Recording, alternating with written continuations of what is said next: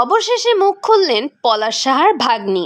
বহুল সমালোচিত পলাশ সাহাকে নিয়ে নিত্য নতুন অনেক ধরনের তথ্য বের হচ্ছে, আর সেসব আপনাদের সামনে হাজির করাই হচ্ছে আমাদের ভাইরাল ভিডিও চ্যানেলের কাজ।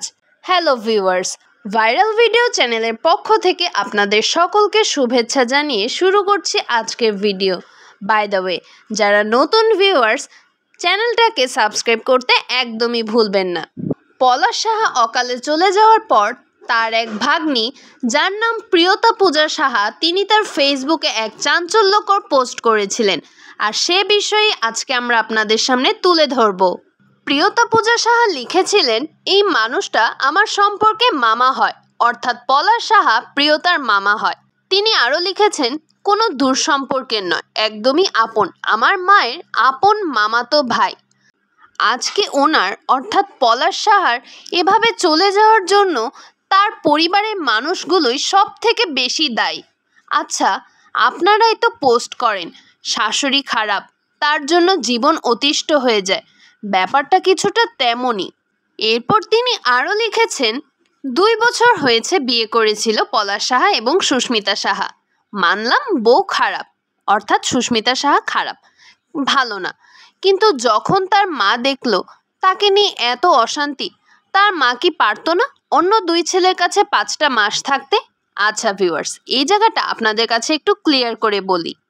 পলাশ সাহারা 3 ভাই ও 1 বোন, অর্থাৎ এখানে আরতি সাহাকে বোঝানো হচ্ছে যে তিনি যখন দেখলেন পলাশের সাথে থাকতে গেলে তাদের সংসারে বিভিন্ন ধরনের ঝামেলা হচ্ছে, তিনি চাইলেই তার অন্য 2 ছেলের বাসায় গিয়েও মাঝে মধ্যে থেকে আসতে পারতেন, এমনটাই ইঙ্গিত করেছেন প্রিয়তা পূজা সাহা। পলাশ সাহার বাবা অল্প বয়সেই পৃথিবী থেকে বিদায় নিয়েছিলেন, আর তারপর থেকে আরতি সাহা একা নিজ হাতে তার 3 ছেলে মেয়েকে মানুষ করেছেন, লেখাপড়া শিখিয়েছেন, বড় করেছেন। তার 3 ছেলের মধ্যে পলাশ সাহার আর্থিক অবস্থা বেশ ভালো ছিল, আর পলাশও তার মাকে খুব ভালোবাসতো, তাই তো তিনি সবসময় তার মাকে তার সাথেই রাখত। প্রিয়তা পূজা সাহা তার পোস্টে আরও লিখেছিলেন যে বাড়িতে তাদের বিশাল বিল্ডিং, কোনো অভাব নাই, 3 ছেলেই জীবনে সফল, টাকা পয়সার কমতি নেই, কিন্তু না, উনি তো উনি, সব শেষ হয়ে যাবে তবুও ছেলেকে ছাড়বে না। ছেলে সারাদিন পর অফিস থেকে ফিরলে মা ছেলেকে ছাড়ে না। মায়ের ব্যথার গল্প, ছোটবেলার গল্প তো শেষই হয় না। এদিকে তার বউয়ের সাথে ঘরে যেতে যেতেই রাত 1টা বাজে। তার বউ তো এক্সপেক্ট করে সে স্বামীর সাথে একটু কথা বলবে, যখনই ঘুরতে যাবে সব জায়গায় তার মার জোর করে যাওয়া লাগবে।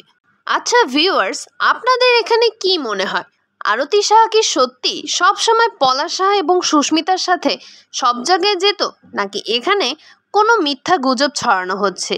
তিনি তার পোস্টে আরও লিখেছেন যে অন্য ছেলেদের কাছে আরতি সাহা এসব করে পাত্তা পেত না, এজন্য সে সবসময় ছোট ছেলে অর্থাৎ পলাশ সাহার কাছে থাকতো। অন্য ছেলে ও তার বউদের সাথেও সম্পর্ক ভালো ছিল না। অন্য ছেলেরা মা অন্যায় আবদারের বিরুদ্ধে কথা বললেও পলাশ মামা সত্যি বলতে মা বলতে অন্ধ ছিল। আরও অনেক সংসারের কথা আছে, থাক না হয় এখন। আজকে তার ভাই ইন্টারভিউ দিচ্ছে যে তারা ভাইয়ের বউকে বোঝাচ্ছে শাশুড়িরা এমনই হয় আর এভাবেই মানিয়ে নিতে হয়, তাহলে নিজের বউকে কেন এসব কথা বলেনি? আর এসব প্রশ্নই তুলেছেন প্রিয়তা পূজা সাহা তার পোস্টের মাধ্যমে। সবশেষে তিনি একটি ডায়লগ দিয়ে শেষ করেছেন যে বউ চলে গেলে বউ পাওয়া যায়, কিন্তু মা চলে গেলে মা পাওয়া যায় না। পরবর্তীতে নতুন কোনো আপডেট পেলে সেইটা নিয়ে হাজির হব আমরা ভাইরাল ভিডিও চ্যানেল থেকে। সো ভিউয়ার্স, আজকের ভিডিও এই পর্যন্তই। পরবর্তী ভিডিও দেখার জন্য সকলকে আমন্ত্রণ রইল।